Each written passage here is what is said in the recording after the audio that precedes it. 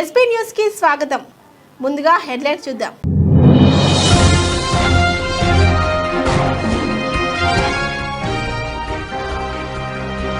ఇరాన్తో యుద్ధంలో మేమే గెలుస్తున్నాం.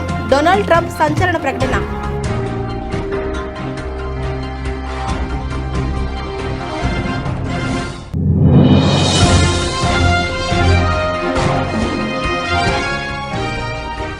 ప్రధాన నగరాల్లో వాణిజ్య గ్యాస్ సిలిండర్లకు తీవ్ర కొరత. మిడిల్ ఈస్ట్ లో యుద్ధం కారణంగా సరఫరాలో అంతరాయాలు.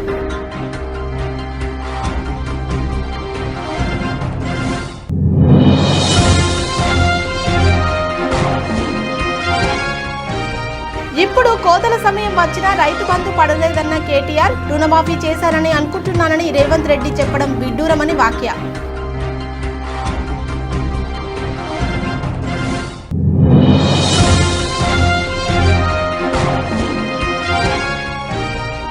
కొత్త సవాళ్లు ఎదుర్కోవాలంటే పోలీస్ అధికారులు అప్గ్రేడ్ కావాలన్న ముఖ్యమంత్రి. సమస్యను బాగా అర్థం చేసుకుంటే సగం పరిష్కారం లభించినట్లే అన్న రేవంత్ రెడ్డి.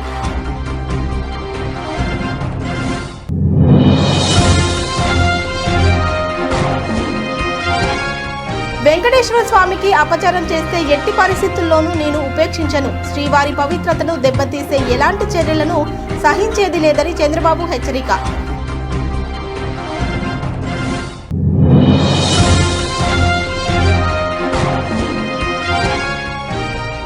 వెలుగుమట్ల బాధితుల కోసం కవిత దీక్ష. తెల్లవారుజామున చుట్టుముట్టిన 600 మంది పోలీసులు.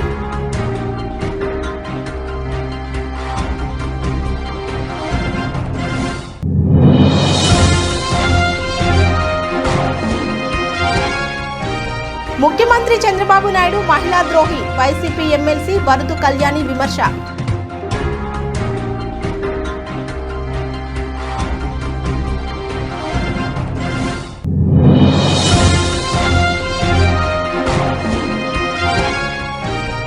గండిపేటలోని గోల్కొండ రిసార్ట్లో ప్రారంభమైన బీఆర్ఎస్ ఎమ్మెల్యేలు. హాజరైన పార్టీ వర్కింగ్ ప్రెసిడెంట్ కేటీఆర్.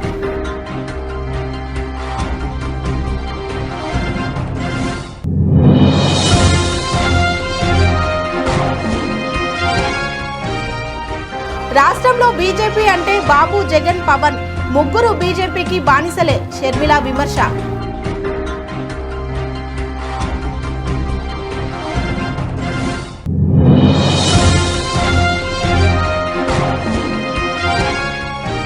కోలుకున్న స్టాక్ మార్కెట్లు నేడు లాభాలతో ప్రారంభం.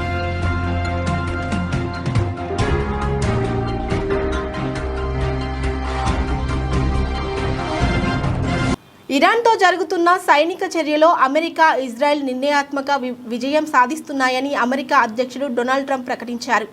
కొన్ని రోజుల్లోనే ఈ ఘర్షణ ముగియవచ్చని ఆయన పేర్కొన్నారు. మియామిలో జరిగిన మీడియా సమావేశంలో ట్రంప్ మాట్లాడుతూ ఆపరేషన్ ఎపిక్ ఫ్యూరీ పేరుతో జరుగుతున్న ఈ సంయుక్త ఆపరేషన్పై కీలక వివరాలు వెల్లడించారు. గత 9 రోజులుగా ప్రపంచంలోనే అత్యంత శక్తివంతమైన సంక్లిష్టమైన సైనిక దాడులు నిర్వహిస్తున్నామని ట్రంప్ తెలిపారు. ఈ దాడుల్లో ఇరాన్కు చెందిన దాదాపు 51 నౌకలను పూర్తిగా ధ్వంసం చేశామని, వాటిలో చాలా వరకు సముద్ర గర్భంలో కలిసిపోయాయని అన్నారు. ఇరాన్ క్షిపణి సామర్థ్యం ఇప్పుడు 10%కి బహుశా అంతకంటే తక్కువకు పడిపోయిందని ఆయన పేర్కొన్నారు. America will avenge their deaths and deliver the most punishing blow to the terrorists who have waged war against basically civilization. They have waged war against civilization itself. Our resolve, and likewise that of Israel, has never been stronger. America is now again the richest, most powerful nation in the world by far. But the only reason we enjoy the quality of life that we do and the freedom and security is we have done things that others are unable to do. But it's because of warriors who are willing to lay down their lives to do battle with our enemies. And they do battle better than anybody. An Iranian regime armed with long-range missiles and nuclear weapons would be a dire threat to every American. We cannot allow a nation that raises terrorist armies to possess such weapons, would allow them to extort the world to their evil will. Not going to let it happen. We're not to us, and we're not going to let it happen to others. The United States has the strongest military the world has ever seen. I rebuilt our military in my first term. There's never been a military like we possess. And frankly, there's nobody even close, but we are now using that military for good. We want to have it for good purpose. We're undertaking this massive operation not merely to ensure security for our own time and place, but for our children and their children, just as our ancestors have done for us many, many years ago. This is the duty and the burden of a free people. These actions are right and they are necessary. మధ్యప్రాచ్యంలో నెలకొన్న యుద్ధ వాతావరణం భారత hotel restaurant పరిశ్రమపై తీవ్ర ప్రభావం చూపుతుంది. Iran, Israel, America ఉద్రిక్తతల కారణంగా కీలకమైన ఇంధన రవాణా మార్గాల్లో అంతరాయాలు ఏర్పడడంతో దేశంలోని ప్రధాన నగరాల్లో వాణిజ్య, వంట గ్యాసు సిలిండర్లకు తీవ్ర కొరత ఏర్పడింది. బెంగళూరు, చెన్నై, ముంబై వంటి నగరాల్లోని హోటళ్లు మూసివేత అంచుకు చేరుకున్నాయి. ఈ నేపథ్యంలో కేంద్ర ప్రభుత్వం జోక్యం చేసుకొని ఎల్పీజీ ఉత్పత్తిని పెంచాలని చమురు శుద్ధి కర్మాగారాలను ఆదేశించింది. గ్యాస్ సరఫరా నిలిచిపోవడంతో ఇవాల్టి నుంచి నగర వ్యాప్తంగా హోటళ్లు, రెస్టారెంట్లు మూతపడే అవకాశం ఉందని బెంగళూరు హోటల్స్ అసోసియేషన్ సోమవారం ప్రకటించింది. హోటల్ పరిశ్రమ అత్యవసర సేవల కిందకు వస్తుంది.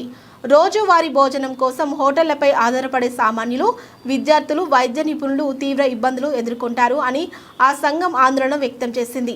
70 రోజుల పాటు నిరంతరాయంగా గ్యాస్ సరఫరా చేస్తామని చమురు కంపెనీలు హామీ ఇచ్చి ఇప్పుడు ఉన్నట్టుండి నిలిపివేయడం పరిశ్రమకు పెద్ద దెబ్బ అని పేర్కొంది.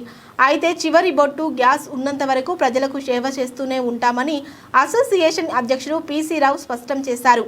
చెన్నైలో పరిస్థితి మరింత క్లిష్టంగా మారింది. ఆసుపత్రులు, ఐటీ పార్కులు, హాస్టళ్లు, ప్రయాణికులకు 24 గంటలు ఆహారం అందించే పరిశ్రమకు గ్యాస్ సరఫరా నిలిచిపోతే తీవ్ర పరిణామాలు ఉంటాయని చెన్నై హోటల్స్ అసోసియేషన్ అధ్యక్షుడు ఎం రవి ప్రధాని మోదీకి లేఖ రాశారు. ముంబైలో ఇప్పటికే దాదాపు 20% హోటళ్లు, రెస్టారెంట్లు కార్యకలాపాలు నిలిపివేశాయి. దాదర్, అంధేరి, మాతుంగా వంటి ప్రాంతాల్లోని ప్రముఖ రెస్టారెంట్లు తమ మెనూలను కుదించాయి. రవ్వ దోశ, దాల్ మఖని వంటి ఎక్కువ సమయం ఉడికించాల్సిన వంటకాలను నిలిపివేస్తున్నాయి.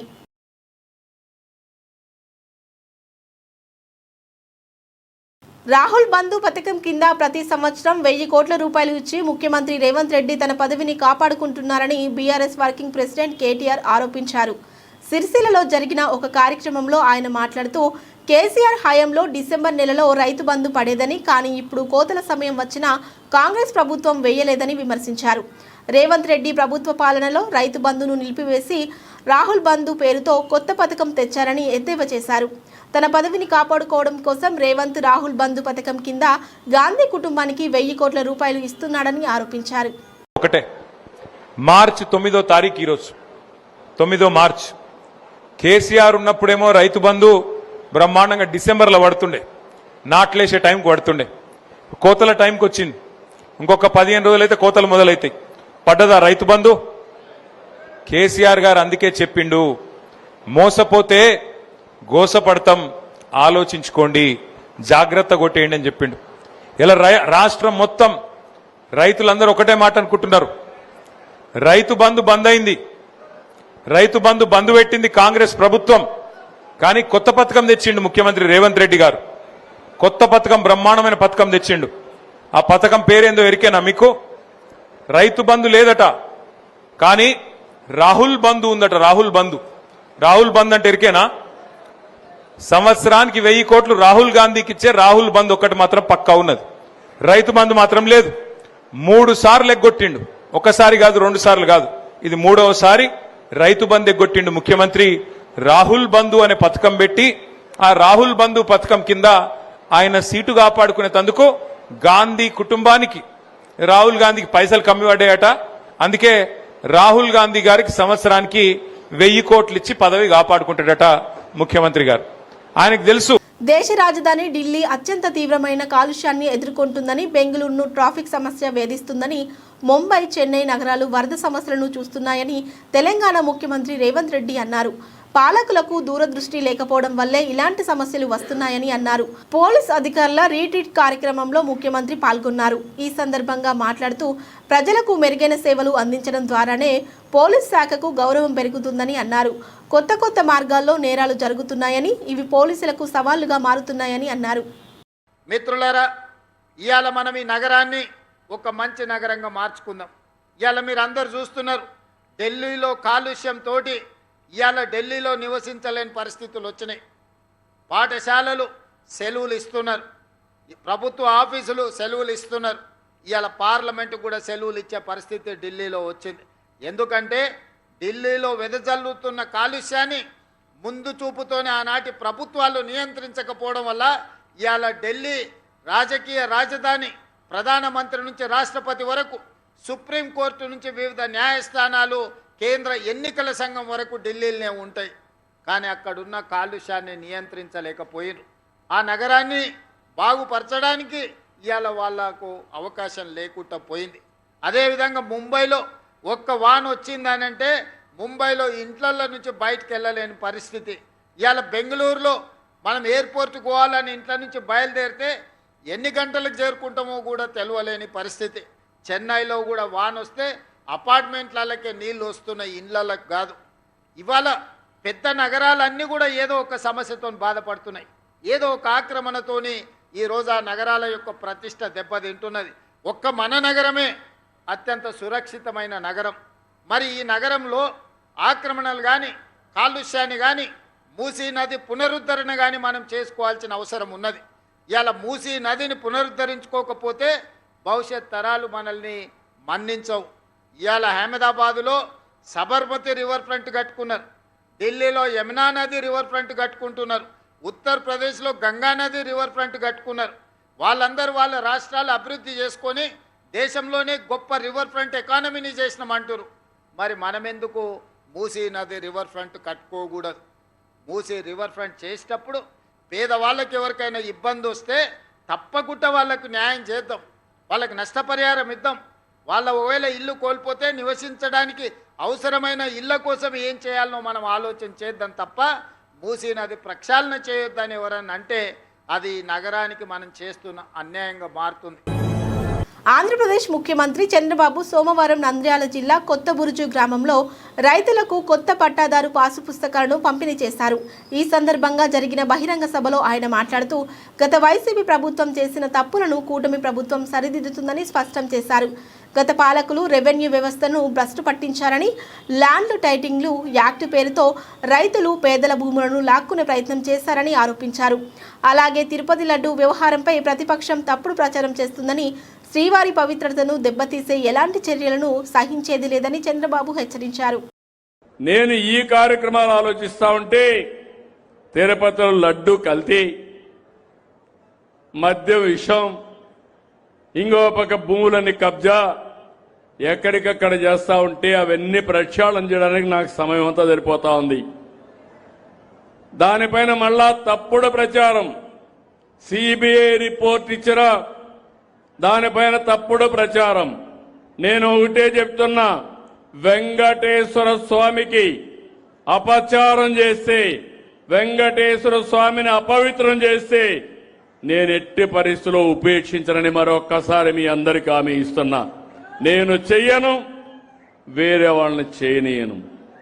ఇంకో పక్క ప్రార్థనాలయాలు కూడా, మసీదులు గాని చర్చిలు గాని వాళ్ళని గౌరవిస్తాం, అవి కూడా కాపాడుతాం. మత సామరస్యాన్ని కాపాడాలి, ప్రతి ఒక్కరి మనోభావాలను కాపాడాలి. కుట్రపూరితంగా మత విద్వేషాలు రెచ్చగొట్టాలని, లేనిపోని సమస్యలు చేయాలంటే మాత్రం ఎట్టి పరిస్థితుల్లో ఉపేక్షించనని చెప్పి మరొక్కసారి మీ అందరికీ హామీ ఇస్తున్నా. ఖమ్మం నగరంలో వెలుగుమట్ల భూదాన్ భూమి బాధితుల తరపున పోరాడుతున్న తెలంగాణ జాగృతి అధ్యక్షురాలు కల్వకుంట్ల కవితను పోలీసులు అరెస్టు చేశారు. బాధితులకు మద్దతుగా ఖమ్మం అంబేద్కర్ భవన్లో ఆమె చేపట్టిన నిరాహార దీక్షను పోలీసులు మంగళవారం తెల్లవారుజామున భగ్నం చేశారు. కవితతో పాటు బీసీ ఎస్సీ ఎస్టీ ఐకాస రాష్ట్ర చైర్మన్ విశారదన్ మహారాజును కూడా పోలీసులు కస్టడీలోకి తీసుకున్నారు. నేటి ఉదయం 6 గంటల సమయంలో ఖమ్మం సిపి ఆధ్వర్యంలో సుమారు 600 మంది పోలీసులు ఒక్కసారిగా దీక్ష శిబిరాన్ని చుట్టుముట్టారు. నాయకులందరినీ బలవంతంగా వాహనాల్లోకి ఎక్కించి హైదరాబాద్కు తరలించారు. ఏళ్ల తరబడి నివసిస్తున్న పేదలపై ప్రభుత్వం ఉక్కుపాదం మోపడం దుర్మార్గమని ఈ సందర్భంగా కవిత మండిపడ్డారు. పోలీస్ కస్టడీలో ఉన్నప్పటికీ తన నిరాహార దీక్ష కొనసాగుతుందని కవిత స్పష్టం చేశారు. ప్రభుత్వం దిగివచ్చి కూల్చివేతలు జరిగిన చోటే బాధితులకు ఇందిరమ్మ ఇల్లు, ఇంటి స్థలాలు కేటాయించాలని ఆమె డిమాండ్ చేశారు. బాధితులకు పూర్తి స్థాయిలో న్యాయం జరిగే వరకు తమ పోరాటం ఆగదని హెచ్చరించారు. ముఖ్యమంత్రి చంద్రబాబు నాయుడు మహిళా ద్రోహిగా చరిత్రలో నిలిచిపోతారని వైసీపీ ఎమ్మెల్సీ వరదు కళ్యాణి విమర్శించారు. సూపర్ 6 పేరుతో మహాదాగా చేసిన ఘనత చంద్రబాబుదే అన్నారు. మహిళలను మోసం చేసి మహిళా దినోత్సవాన్ని ఎలా జరుపుకుంటారని ప్రశ్నించారు. చంద్రబాబు విజనరీ కాదు, పాయిజనరీ అంటూ ధ్వజమెత్తారు. 3 జనరేషన్లు చీట్ చేసిన వ్యక్తి చంద్రబాబు అని విమర్శించారు. మహిళలను వేధించిన ఎమ్మెల్యేలను పక్కన కూర్చోబెట్టుకొని మహిళా దినోత్సవం జరుపుకుంటారా అని ప్రశ్నించారు. అసెంబ్లీలో బయట డ్రామా చేయడమే చంద్రబాబుకు తెలుసు అని కథ, స్క్రీన్పై దర్శకత్వం అన్నీ చంద్రబాబే అన్నారు. ఎంఎస్ఎంఈలకు చంద్రబాబు చేసింది ఏమిటి? ఎస్సీ, ఎస్టీ పారిశ్రామికవేత్తలకు ఇవ్వాల్సిన 800 కోట్ల సబ్సిడీలు సైతం ఈ ప్రభుత్వం ఇవ్వకపోవడంతో వారు రోడ్డెక్కారు. 0 వడ్డీ ఇవ్వకుండా డ్వాక్రా మహిళలను కూడా చంద్రబాబు మోసం చేశాడు. మహిళా పారిశ్రామికవేత్తల గురించి, ఎంఎస్ఎంఈల గురించి చెప్పడం జరిగింది. ఆల్రెడీ 1,00,000 మంది మహిళలకి పారిశ్రామికవేత్తలుగా తయారు చేసేసాను, ఇంకో 5 లక్షల మందికి పారిశ్రామికవేత్తలుగా నేను తయారు చేయబోతున్నాను అని చెప్పారు. నేను ఒకటే అడుగుతున్నాను చంద్రబాబు నాయుడు గారికి, ఈ పారిశ్రామికవేత్తలకి ఏమైనా మీరు 50% సబ్సిడీ ఇచ్చారా లేదా 90% సబ్సిడీ ఇచ్చారా? వాళ్ళు షూరిటీలు, సొంత ఆస్తులు షూరిటీలు పెట్టుకుని పరిశ్రమలు పెట్టుకుంటే దాన్ని మీ ఖాతాలో ఎలా వేస్తారు అని నేను అడుగుతూ ఉన్నాను. ఇప్పటికీ రాష్ట్రంలో ఈ 20 నెలలుగా తీసుకుంటే ఎస్సీ, ఎస్టీ పారిశ్రామికవేత్తలు వాళ్ళకి ఇవ్వాల్సిన 800 కోట్ల సబ్సిడీలు ఇవ్వక రోడ్డెక్కి ఆందోళన చేస్తూ ఉండే పరిస్థితి ఉంటే మీరు 1,00,000 మంది పారిశ్రామికవేత్తలుగా మహిళల్ని తయారు చేశాను అని ఎలా చెప్తారు? అసలు ఎంఎస్ఎంఈలు కేంద్ర ప్రభుత్వం రాయితీలతో రుణాలు మంజూరు చేయడం అనేది ఇప్పుడు కొత్తగా ఇచ్చిందేం కాదు కదా, దాన్ని మీ ఖాతాలో ఎలా వేస్తారు అని నేను అడుగుతూ ఉన్నాను. అలాగే తీసుకుంటే డ్వాక్రా సంఘాల మహిళల కట ఇంటికొక పారిశ్రామికవేత్తగా చేస్తాను అని చెప్పడం జరిగింది. దాన్ని చూసి మహిళలందరూ నవ్వుకున్నారు. చంద్రబాబు నాయుడు గారు, మీరిస్తానన్న 0 వడ్డీయే ఇవ్వకుండా మీరు ఇంటికొక పారిశ్రామికవేత్తని ఎలా చేస్తారు? గతంలో 3 లక్షల వరకు 0 వడ్డీ టెన్షన్ గా వాళ్ళ అకౌంట్ లో జగనన్న వేసేవారు. ఎన్నికల టైంలో మీరు ఏం చెప్పారు? 3 లక్షలు కాదు 10 లక్షల వరకు కూడా రుణాలకి 0 వడ్డీ మేము ఇస్తామని చెప్పి నమ్మించి ఓట్లేసుకుని 20 నెలలైనా ఇప్పటి వరకు ఇవ్వకుండా 5,000 కోట్లు బకాయిలు పడ్డారు మీరు, 0 వడ్డీ బకాయిలు.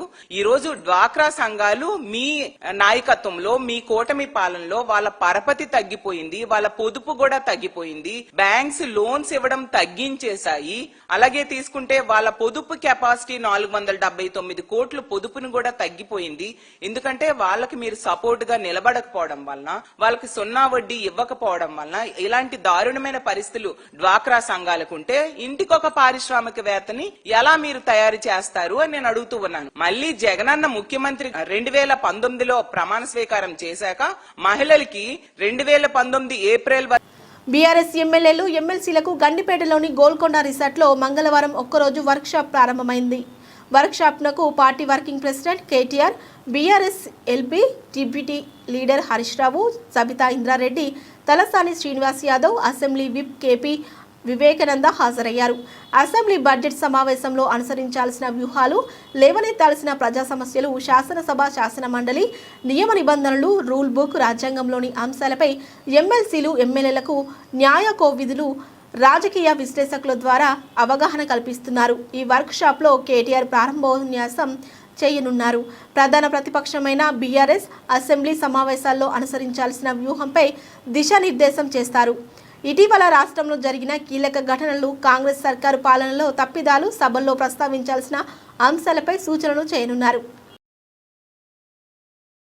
రాష్ట్రంలో బీజేపీ అంటే బాబు, జగన్, పవన్ ముగ్గురు బీజేపీకి బానిసలే. స్వార్థ రాజకీయాలు తప్ప రాష్ట్ర ప్రయోజనాలు పట్టవు. పోలవరం ప్రాజెక్టు వైఎస్ఆర్ కలల ప్రాజెక్టు, 36 లక్షల ఎకరాలకు సాగునీరు అందించే ప్రాజెక్టు. బీజేపీ ప్రభుత్వం పోలవరం ఎత్తు తగ్గించి అన్యాయం చేస్తుంటే గ్రావిటీ ప్రాజెక్టును కాస్త ఎత్తిపోతల స్కీమ్లా మారుస్తుంటే పార్లమెంటులో ప్రశ్నించే ఒక్క మొగాడు కూడా లేడు. పోలవరాన్ని కూని చేయొద్దని అడిగే దమ్ము ఒక్క ఎంపీకి లేదు. ఇదెక్కడి అన్యాయం? బీజేపీకి వంగి వంగి ఎందుకు గులాంగిరి చేస్తున్నారు? మోడీ గారు రాష్ట్రానికి చేసిన మేలు గుండుసున్నా. దేశంలో ప్రతి రాష్ట్రానికి రాజధాని ఉంది, మనకు మాత్రం చేతిలో చిప్ప ఉంది. రాజధానికి నిధులు బదులు అప్పులిస్తున్నారు. అప్పులెందుకని చంద్రబాబు గారు అడిగరు. ప్రశ్నించాల్సిన జగన్మోహన్ రెడ్డి నోరు పెదపరు. రాష్ట్ర బిడ్డలు ఉద్యోగాలు లేక రోడ్ల మీద తిరుగుతున్నారు, ఆటోలు తోలుకుంటున్నారు. అయినా పాలకులకు చీమ కుట్టినట్లయినా లేదు. బీజేపీని ఎదిరించి నిలబడే దమ్మున్న ఏకైక పార్టీ రాష్ట్రంలో కాంగ్రెస్ మాత్రమే అని ఆంధ్రప్రదేశ్ కాంగ్రెస్ కమిటీ అధ్యక్షురాలు వైఎస్ షర్మిల అన్నారు. ఈరోజు పోలవరం ప్రాజెక్టు రాజశేఖర రెడ్డి గారు 36 లక్షల ఎకరాలకు నీళ్లిచ్చే ప్రాజెక్టుగా రూపొందిస్తే దాన్ని బీజేపీ నీటి నిలువను కుదించేస్తుంది. నీటి నిలువను కుదించేస్తే అది గ్రావిటీ బేస్డ్ ప్రాజెక్ట్ కానే కాదు, 36 లక్షల నీళ్లిచ్చే ప్రాజెక్ట్ కానే కాదు. అది ఒక లిఫ్ట్ ఇరిగేషన్ ప్రాజెక్ట్ అయిపోతుంది, ఒక బ్యారేజ్ అయిపోతుంది. అయినా కూడా తెలుగుదేశం పార్టీ మాట్లాడదు, జనసేన మాట్లాడదు, వైసీపీ మాట్లాడదు. ఇంతమంది ఎంపీలు ఉన్నారు, ఒక్కరంటే ఒక్క మగాడు కూడా లేసి మా పోలవరం ప్రాజెక్టును కూనీ చేయకండి అని బీజేపీని ఎదిరించి మాట్లాడిన మొగాడే లేడు. ఇది ఎక్కడి అన్యాయం అని అడుగుతున్నాం. బీజేపీకి ఎందుకు ఇంత గులామిగిరి చేస్తున్నారు? వంగి వంగి సలాములు చేస్తున్నారు. పోనీ బీజేపీ మనకు ఏమైనా చేస్తుందంటే ఒక్కటంటే ఒక్క మేలైనా చేసిందా? ఇంతవరకు కనీసం మనకు రాజధాని అయినా ఉందా? అసలు దేశంలో ప్రతి రాష్ట్రానికి ఒక రాజధాని ఉంది కదా, మన రాష్ట్రానికి మాత్రం దిక్కు లేకుండా పోయింది. పక్కన బెంగళూరు ఉంది, చెన్నై ఉంది, మహారాష్ట్రలో ముంబై ఉంది. మనకేముంది? చేతిలో చిప్పు ఉంది, కుచ్చు టోపీ ఉంది. మన బిడ్డలకు ఎక్కడ పోవాలి ఉద్యోగాల కోసం? డిగ్రీలు పీజీలు చదివిన బిడ్డలు ఉన్నారు, ఉద్యోగాలు రాక రోడ్ల మీద తిరుగుతున్నారు, లేక ఆటో డ్రైవర్లుగా గిగ్ వర్కర్లుగా పోతున్నారు, లేదా బయట రాష్ట్రాలకు వలసపోతున్నారు. ఇక మన రాష్ట్రంలో మిగిలేదెవరు? ఎన్ని ఆలోచన చేయండి. ఇప్పుడు కూడా బీజేపీ సర్కారు రాజధానికి డబ్బులు ఇస్తున్నామని చెప్తున్నారే, అవి నిధులు కాదు, అప్పులు ఇస్తున్నారట. అప్పులు తీసుకుంటున్నాడు చంద్రబాబు గారు. అప్పులు ఎందుకు ఇస్తున్నారు అని జగన్మోహన్ రెడ్డి గారు అడగరు. అంటే ఎవరికి పట్టలేదు మన రాష్ట్రం గురించి గాని, మన ప్రజల గురించి గాని. చంద్రబాబు గారు, పవన్ కళ్యాణ్ గారు, జగన్మోహన్ రెడ్డి గారు ముగ్గురు. బి అంటే బాబు, జే అంటే జగన్, పి అంటే పవన్. బీజేపీ అంటే ఎవరో కాదు, వీళ్ళు ముగ్గురే. బాబు, జగన్, పవన్, బీజేపీ ముగ్గురు బీజేపీకి ఊడగలు చేస్తున్నారు తప్పితే మన రాష్ట్రం గురించి ఎవరూ ఆలోచన చేయటం. అందుకే ఈ రోజు రాజశేఖర రెడ్డి బిడ్డ కాంగ్రెస్ పార్టీ తరపున నిలబడి మన రాష్ట్రానికి ఎందుకు మేలు చేయరు, బీజేపీకి ఎందుకు ఊడిగలు చేస్తున్నారు అని ప్రశ్నిస్తుంది కాంగ్రెస్ పార్టీ. ఈ రోజు ఒక్క కాంగ్రెస్ పార్టీ మాత్రమే ఏ స్వార్థ రాజకీయాలు చేయటం లేదు కాబట్టే, ఏ కేసుల నుంచి భయపడటం లేదు కాబట్టే ఈ రోజు ఒక్క బీజేపీ ఎదిరించే ఏకైక పార్టీ ఈ రోజు మన రాష్ట్రంలో ఉన్న ఏకైక పార్టీ కాంగ్రెస్ పార్టీ. మేము నిలబడతాం, మేము కొట్లాడతాం, బీజేపీని ఎదిరిస్తాం, ప్రజల సమస్యల మీద పోరాడతాం. ఏ పార్టీ పోరాడినా పోరాడకపోయినా, తెలుగుదేశం అయినా, పవన్ కళ్యాణ్ అయినా, వైసీపీ అయినా, ఎవరు ప్రజల పక్షాన నిలబడకపోయినా రాజశేఖర రెడ్డి బిడ్డ నిలబడుతుంది, కాంగ్రెస్ పార్టీ పోరాడుతుంది అని మీకు మాటిస్తున్నాం. కానీ మేమొక్కరమే పోరాడితే సరిపోదు, మాకు మీ బలం కావాలి. మేము ముందు నడిస్తే మా వెనకాల మీరు ఉండాలి. చేయి చేయి కలుపుతేనే బలం పెరుగుతుంది, అప్పుడే మార్పు వస్తుంది, అప్పుడే ప్రజల జీవితాలు మారుతాయి, మన రాష్ట్రం పరిస్థితి మారుతుంది. మనకి ఇంతవరకు ప్రత్యేక హోదా లేదు, రాజధాని లేదు, పోలవరం ప్రాజెక్ట్ లేదు. ఇంత దయనీయంగా మన రాష్ట్రం ఉంది అంటే పక్క రాష్ట్రాలు అన్ని బాగుపడిపోతున్నాయి, కానీ మన రాష్ట్రం మాత్రం వెనకబడిపోయింది. ఎందుకంటే కారణం ఈ నాయకులే. చంద్రబాబు గారు, జగన్మోహన్ రెడ్డి గారు ముఖ్యమంత్రులుగా ఉండి కూడా మన రాష్ట్రానికి, మన రాష్ట్ర ప్రజలకు అన్యాయం చేశారు కాబట్టే మన రాష్ట్రం ఈ స్థితిలో ఉంది. ఈ రోజు దేశీయ స్టాక్ మార్కెట్లు మళ్లీ కోలుకున్నాయి. చమురు సెగతో సోమవారం భారీ నష్టాలు చవిచూసిన మార్కెట్లు మంగళవారం లాభాలతో ప్రారంభమయ్యాయి.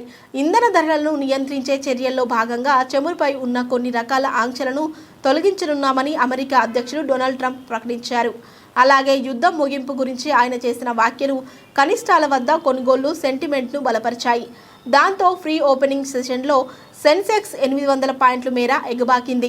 ఉదయం 9:30 గంటల సమయంలో సెన్సెక్స్ 600కు పైగా పాయింట్ల లాభంతో 78,100 పాయింట్ల పైన ఉండగా, నిఫ్టీ 200 పాయింట్లకు పైగా పుంజుకొని 24,200 మార్కు పైన ట్రేడ్ అవుతుంది. అదేవిధంగా డాలర్తో పోలిస్తే రూపాయి మారకం విలువ 91.93గా ఉంది.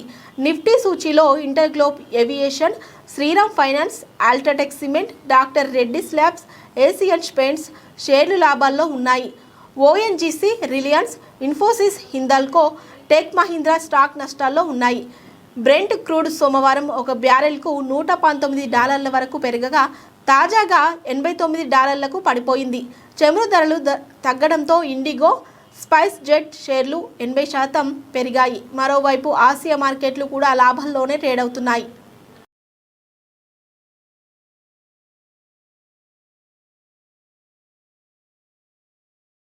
ప్రముఖ నటి లావణ్య త్రిపాఠి కొనిదెల సోషల్ మీడియాలో తనపై జరుగుతున్న వేధింపులపై కఠిన చర్యలు ఉపక్రమించారు. తనను తన కుటుంబ సభ్యులను లక్ష్యంగా చేసుకుని అసభ్యకర పోస్టులు కామెంట్లు పెడుతున్న వారిపై చర్యలు తీసుకోవాలని కోరుతూ ఆమె హైదరాబాద్ సైబర్ క్రైమ్ పోలీసులను ఆశ్రయించారు. గత కొంతకాలంగా పర్పుల్ క్రయన్ 00 అనే ఇన్స్టాగ్రామ్ ఖాతా ద్వారా తన వ్యక్తిగత జీవితం, నైతిక విలువలను కించపరిచేలా పోస్టులు పెడుతున్నారని లావణ్య తన ఫిర్యాదులో పేర్కొన్నారు. అత్యంత అసభ్య పదజాలంతో కామెంట్లు చేస్తూ తన ప్రతిష్టకు భంగం కలిగించే ప్రయత్నం చేస్తున్నారని ఆమె పోలీసులకు వివరించారు. ఈ వేధింపులపై చట్టపరమైన చర్యలు తీసుకోవాలని, వివాదాస్పద పోస్టులను వెంటనే తొలగించాలని ఆమె కోరారు. లావణ్య ఫిర్యాదును స్వీకరించిన సైబర్ క్రైమ్ పోలీసులు కేసు నమోదు చేశారు. ఐటీ చట్టంలోని సెక్షన్ 67తో పాటు భారత న్యాయ సంహిత BNSలోని సెక్షన్లు 78, 79 కింద కేసు నమోదు చేసి దర్యాప్తు ప్రారంభించారు. సదరు ఇన్స్టాగ్రామ్ ఖాతాను నిర్వహిస్తున్న నిందితులను గుర్తించేందుకు సాంకేతిక ఆధారాలతో విచారణ జరుపుతున్నామని పోలీసులు తెలిపారు.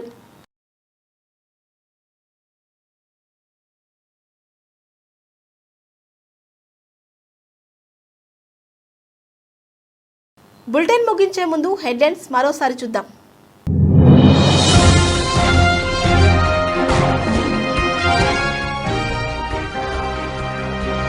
ఇరాన్తో యుద్ధంలో మేమే గెలుస్తున్నాం, డొనాల్డ్ ట్రంప్ సంచలన ప్రకటన.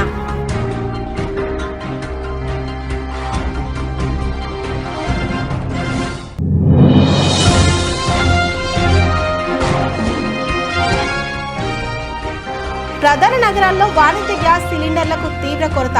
మిడిల్ ఈస్ట్లో యుద్ధం కారణంగా సరఫరాలో అంతరాయాలు.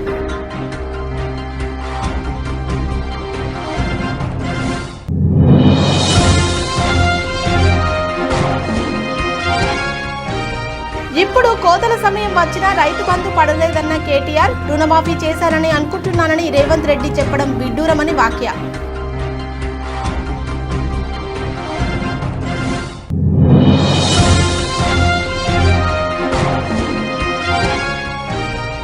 కొత్త సవాళ్లు ఎదుర్కోవాలంటే పోలీస్ అధికారులు అప్గ్రేడ్ కావాలన్న ముఖ్యమంత్రి, సమస్యను బాగా అర్థం చేసుకుంటే సగం పరిష్కారం లభించినట్లే అన్న రేవంత్ రెడ్డి.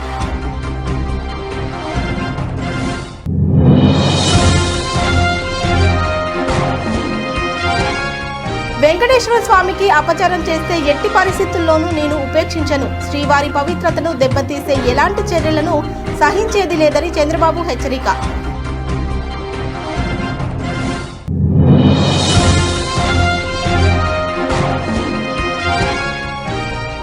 వెలుగుమట్ల బాధితుల కోసం కవిత దీక్ష, తెల్లవారుజామున చుట్టుముట్టిన 600 మంది పోలీసులు.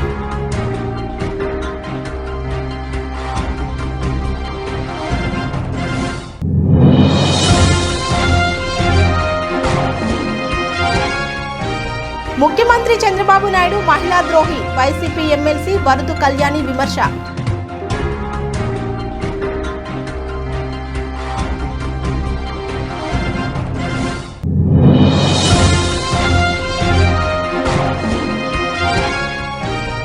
గండిపేటలోని గోల్కొండ రిసార్ట్లో ప్రారంభమైన బీఆర్ఎస్ ఎమ్మెల్యేలు, హాజరైన పార్టీ వర్కింగ్ ప్రెసిడెంట్ కేటీఆర్.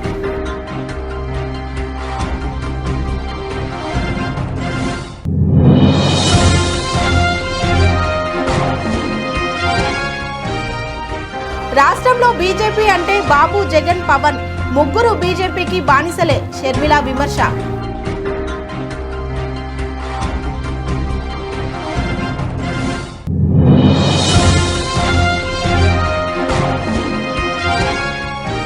కోలుకున్న స్టాక్ మార్కెట్లు నేడు లాభాలతో ప్రారంభం.